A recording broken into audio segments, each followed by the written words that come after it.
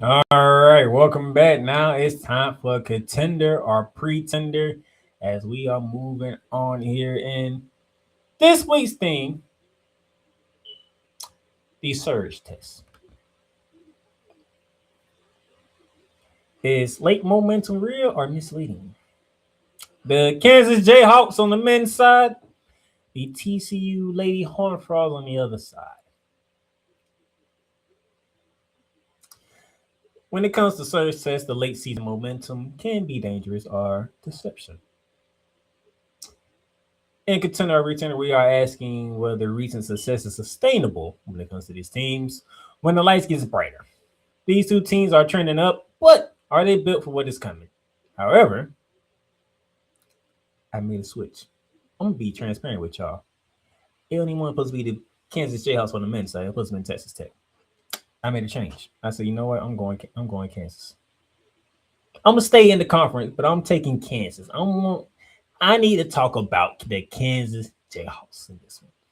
So that's where the switch comes. So and plus Texas Tech, they lost JT Toppin to an ACL injury, who was done for the season, which is a big blow to them. And I know that, but I want to see what Texas Tech can look like without JT Toppin before I can put them in a contender or pretender segment. So that's why I did the switch as well. But this is how we're gonna do this. Late season momentum can make a team dangerous, but inconsistency can expose contenders just as fast. So we're asking a revised question for contender or pretender. Whether recent trends are signs of growth or warning signs before March. So we're gonna start off with the men's side.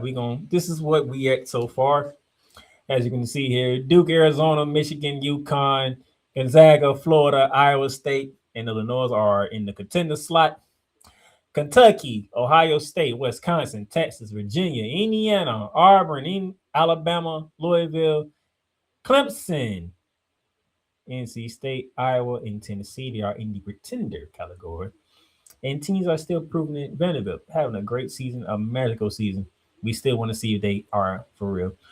With Patino and the St. John's Red Storm, still proving it. We got to see them. We got to see you get there. Okay, Rick, I know you're a great coach. You did it with Louisville, you did it with other teams, but I need to see you get there with St. John's. You could have got there last year, but you stumbled before reaching the Elite Eight. Purdue, great team last year. Up and down team this year. Still getting it together. So we're gonna see about that. We already talked about Texas State. Want to see how they are without their star player and JT Toppin. Same thing goes with BYU. They don't have Richie Saunders for the rest of the year. So how do they adjust? How do they adjust? Nebraska having a phenomenal season. Surprise. Vanderbilt and Nebraska are the surprising teams on the men's side of college basketball. But just because it's surprising, does it fit in March? That's the question. Houston, I got to see, man. I don't like what I saw when y'all played against Arizona. And then I like it. Like, y'all got punched. If there was a boxing, let me use a boxing analogy. It was there a boxing analogy before the ref stopped the fight in the 11th round. Y'all was still gonna get beat anyway because Arizona had y'all beat. If you just take 11 rounds, we'll say the referee before the referee stoppage, Arizona was winning that fight 8-3. That's how bad it was. It was 8-3. Y'all kept getting punched in the mouth by Arizona, and y'all could never take control of the game. Y'all never really took control of the game. It was always Arizona. Even when y'all came back and tied it, and I think y'all took a brief 2-point lead at one point, but nobody really thought y'all took control of the game. It was all Arizona. It was all Arizona. Villanova, I want y'all in the contenders. I'm putting y'all in the on the line spot because I'm trying to see. Because I knew y'all were gonna lose to UConn. I just had that feeling. But I want to see what this is. This success sustainable? Yeah, different coach. It's not Jay White. I think it's the second or third year with this new coach. Are y'all really finding y'all stride? Are y'all really finding who y'all are? Are y'all finding y'all identity this year? And it's time to take the next step, or y'all probably a year away from taking the next step. Miami, up and down. Good some games, bad some games. I don't mean good as in they win some, they lose some. Everybody does that. No, you look good in some games, and you look terrible in some games. So we need to find a middle ground here. In Arkansas, same thing. You can look great against top notch teams, and then you have them games when it's like, John, what are you doing? What are you doing with the Razorbacks right about now? What we got going on here, man? So I got y'all on the line. Y'all still need to prove some stuff. But you don't see Kansas in here, right? Because I didn't put a spot for Kansas yet. Let's go into it. What does Kansas look like? The Kansas Jayhawks. After this weekend, the Kansas Jayhawks, they are 20-7 overall, 10-4 in the Big 12, and they have a net ranking of 18. All right. As we continue on here, they are currently ranked 14th in the AP polls after that loss to Cincinnati by 16. They are tied for third in the Big 12 currently. They score almost 77 points per game. They give up close to 69 points per game. You're talking about 8-point difference there. They have a defensive rating that's 101.8. They have an offensive rating of 114.8. So they are plus 12, close to 13 in that department as well. Now, this is pretty good. This is good. It's not terrible. It's good. It's good. You want to be on the plus side of those. You also on the plus side of that, but plus 8 points differential. That's a little shaky, man. That means you can be had, and it's been proven that you can be had. You already lost 7 games this year. You can be had. You got drilled by 16 by Cincinnati, which I'm going to keep harping on, by the way. 14-6 in quad 1 and quad 2 games, 5-4 on the road, 3-1 in neutral site. Key wins, they got a big non-conference win against Tennessee, 81-76. They got a big Big 12 win early in the Big 12 schedule over Iowa State, 82-63, and then at Texas Tech, 64-61. Currently, they are sitting in the 3 spot on ESPN. Currently, the 2 spot on ESPN and the 3 spot on CBS Sports Network. I think that's going to change after that upset loss to Cincinnati dramatically. But you have a game tonight on ESPN against Houston. That'll be coming back up. And then next Saturday, with College Game Day in town in Tucson, Arizona, against the Wildcats on Saturday. Those 2 games can be proved mighty vitally about the Kansas Jayhawks and what they got going on. Unfortunately for Kansas, they have this situation with Darren Peterson where its low management has trickled down to college basketball now. So that's been an interesting topic going back and forth. They have won games without him. They have won games with him. They have lost games without him, and they have lost games with him. Saturday, I think he played like 35 minutes Saturday in that 16-point drubbing that they took to Cincinnati out of all teams. But on average, he's playing 27 minutes. So it's like, okay, so you can only play 7 minutes a half. You can play 1 full half and only 7 minutes worth. So that got a lot of people questioning what Mr. Peterson is trying to do here. My question is this thing with Darren Peterson affecting the rest of the team? Because he is a talented freshman. He is very talented. He can go to the NBA, but are you doing yourself and the Kansas Jayhawks disservice by pulling yourself out? Playing this game, not playing that game. Are you doing the team a disservice? Are you doing yourself a disservice? I'm not saying if he is or not. I'm just throwing the questions out there. There's been a lot of opinions about this man already. I don't need to pile on this man. This man is a freshman. He's trying to figure things out. Bill Self, I blame you for this, by the way. I can't call you out. You a Hall of Fame coach. You a championship coach. You should know what to do and what not to do when it comes to players like him. It's simple. Can you play for us and can you play meaningful games? Or do you want to go ahead and focus on getting to the NBA? But Bill Self, I don't know what you're doing, man. Bill Self, you've been slipping lately, man. I don't think a lot of people has called you out. But let me be the first to call you. Bill Self, you've been slipping lately, man. You have not been producing the same Kansas Jayhawks team that we are accustomed to seeing year in and year out. You've been slipping lately, man. I need to call you out on that. Maybe somebody else can call you out. But I got to call you out, man. You've been slipping lately. I don't know what's going on, but you've been slipping lately, Bill Self. You've been slipping. I don't know. Is the Mexican stale over there in Lawrenceville? Is it getting stale over there? Do we need? Is it time to change another guard here or something? Can't really say that you was ranked in the top 10 until you got your ass beat by Cincinnati. Just saying. But something's off. Kansas is not Kansas. When you see Kansas, there's no fear of, ooh, we got to deal with the Jayhawks. That's a blue blood, but nobody is treating them like a blue blood. That's my point. You're not being treated like a blue blood. Nobody looks at you and they say, oh, we got to go against Kansas today. All right, we got to strap up the sneakers a little more title.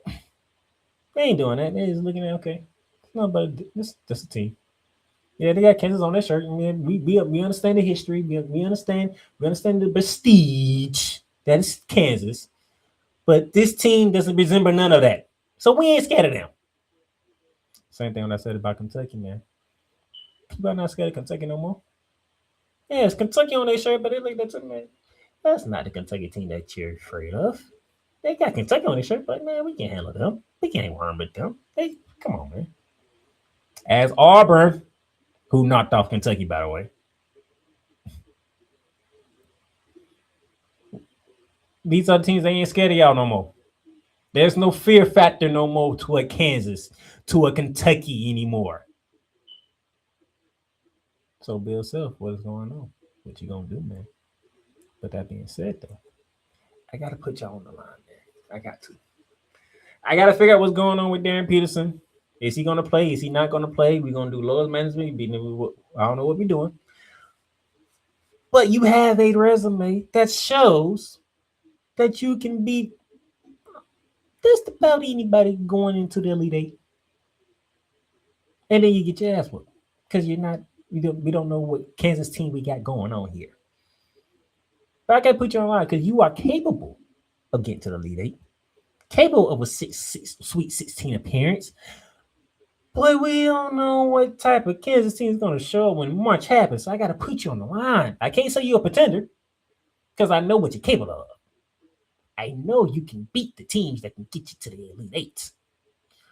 But I can't make you a contender because I don't know which Kansas team is going to show up at any given game.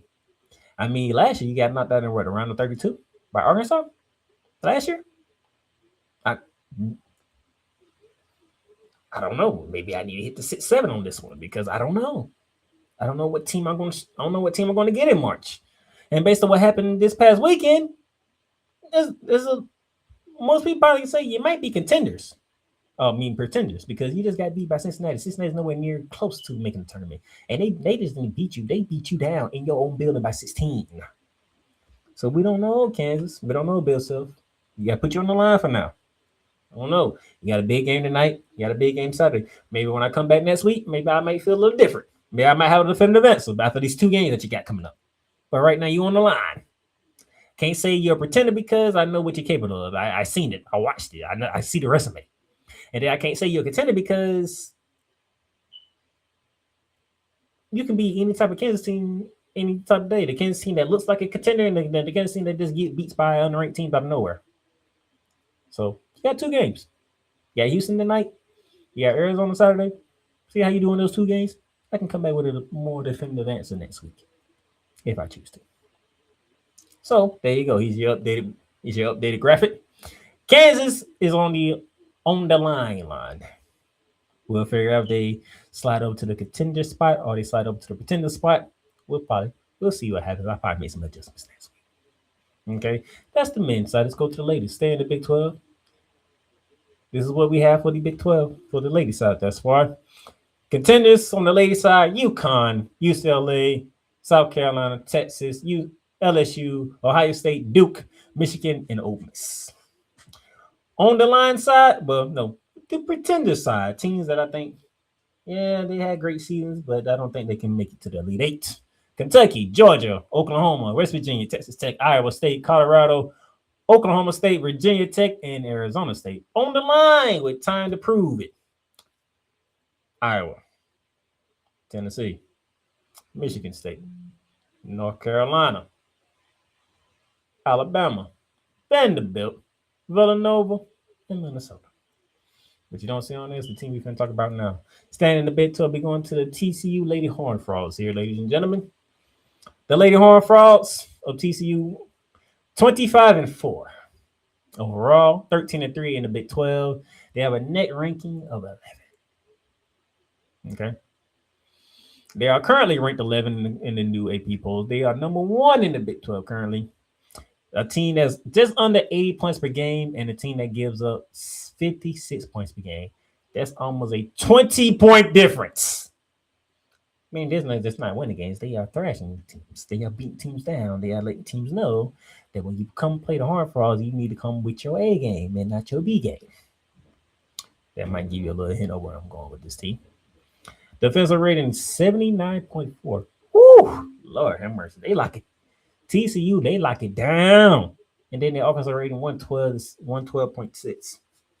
That's a ridiculous offensive defensive ratio right there. That is ridiculous. Whew, these girls are something else. 8-3 in quad one and quad two victory, 6-3 on the road, 2-1 on neutral site. Key wins at Baylor when they was ranked 12th, 83-67. A home win versus the 19th ranked West Virginia Mountain News just this past week, 59-50. They have an upcoming game. Last game of the season for them. Their last key game is their last game of the season, March 1st, this Sunday when they host Baylor in round 2 of that matchup. They're projected a 3 seed to Charlie Crean's ESPN bracketology right now. These ladies here, they have Olivia Miles who's doing her thing quietly, by the way. She's quietly doing her thing. I think she's averaging like 21 points per game. I think like seven assists per game. Let me make sure my numbers are correct here. So let me go check my numbers for Olivia Miles because hey, TCU they lock it down, man. I cannot discredit what these ladies are doing. These ladies are with it. They have a great coach. They understand their assignments. They understand their roles, and when they own one, it can be tough to knock them off. It can be real tough to knock them off. I mean, they did take one to the face to Ohio State. I remember that game. That was the Coretta Scott game out in New Jersey. They did take one to that. They did take an L to Texas Tech. I know that. They did take a surprising loss to Colorado, but they can be had. I'm not saying they can't be had. They can be had. Without a doubt, they can be had. But the way this team rolls, the way this team is, this team, they can lock it down if they need to. Olivia Miles, she's scoring 20.3 points per game. She's also the leading assist person with 6.6 assists per game. She's shooting 49.6% from the field. I mean, Olivia Miles, she's doing her thing quietly for the Horned Frogs. She's not in the spotlight. That's probably why she left Notre Dame. Now that I'm thinking about it, she didn't want to be in the spotlight like that. She wanted to display her game, play in a quiet manner, and let the results speak for themselves. So you got that. You have Marta Suez giving you 16.5 points per game, 6.9 rebounds a game. Okay. So you have a nice guard forward duo to the crown, and then you need a third scorer. Daviana Hunter, another guard, giving you 11, almost 12 points per game. So you have 3 players. You're talking 20, 16, 12. So we're looking at what? 48 points between the 3. Hey, that's pretty good. That's pretty good. You spraying out the scoring, spraying out the rebounding. So it's pretty straightforward. If you know where I'm leading it, it's pretty straightforward. I mean, these ladies are contenders. They can make it to the Elite Eight. They can make it to the Elite Eight. And once you make the Elite Eight, all bets are off. And this team is capable of making it to the Elite Eight. They have great coaching. They have smart players. They have a floor general in Olivia Miles who can also put the ball in the bucket like anybody else. They have a chance. They have a legit shot of being an Elite 8 team. They can make the Elite 8, and then all bets are off. LSU, Texas, South Carolina, Ohio State, who already beat them. If they was to meet again, I like TCU chances in that one. Just they have opportunity. They really do. So do not sleep on the Horned Frogs because they're quiet. They ain't making noises. They're number 1 in the Big 12. Quietly number 1 in the Big 12. Quietly ranked 11. Just outside the top 10. Don't sleep on TCU. Them girls can play. Don't get it twisted. They are contenders. And as you can see here is the updated version of it. But that is not the updated version because I'm making an adjustment here. You see the Iowa Hawkeyes, ladies and gentlemen, in the on the line slot. We're gonna take them. We're gonna move them to the contender spot because after that win against Michigan and the way that they beat, it's not the fact they beat Michigan, it's the way they beat Michigan. That lets me know that team will play tough with anybody, and they have a shot to be a Elite 18. So we're gonna take Iowa. We're gonna put them over here in the contender spot. Then we're gonna take Tennessee. We're gonna take Tennessee. We're gonna take the Lady Volunteers. And I'm being so serious when I do this. I'm not joking. I'm not playing. I'm not trolling. I'm not doing none of that. They are pretenders. You lost 7-9. This team can't get out of their own way. So you no longer are contenders. You're not even on the line. You are pretenders. This team cannot contend with the big ladies that's in the contender spot. You can't compete with the UConns. You can't compete with the UCLA. You can't compete with South Carolina. And we know you can't compete with the South Carolinas because you got your ass on national television about South Carolina and everybody watching. You can't compete with Texas. You had a chance to beat Texas, but you too busy getting in your own way, and Texas escaped Nashville with a dub. You can't contend with LSU. LSU beat the brakes off you. You can't contend with Ohio State. You can't contend with Duke. You can't contend with Michigan. You can't contend with Michigan. You can't contend with TCU. You can't contend with Iowa because you don't know how to get out of your own way. So you're pretenders. So when this show happens next week and I show the updated version, you will see Iowa in the contender spot. You will see Tennessee in the pretender spot. They're not ready. They just not ready. That's the way I have to put it. They're not ready. So with that being said, that is the fourth edition of Contender or Pretender, the Kansas Jayhawks men and the TCU ladies, with the theme being the surge test. Late season momentum can make teams dangerous, but inconsistency can expose contenders just as fast. We are asking whether recent trends are signs of growth or warning signs before March.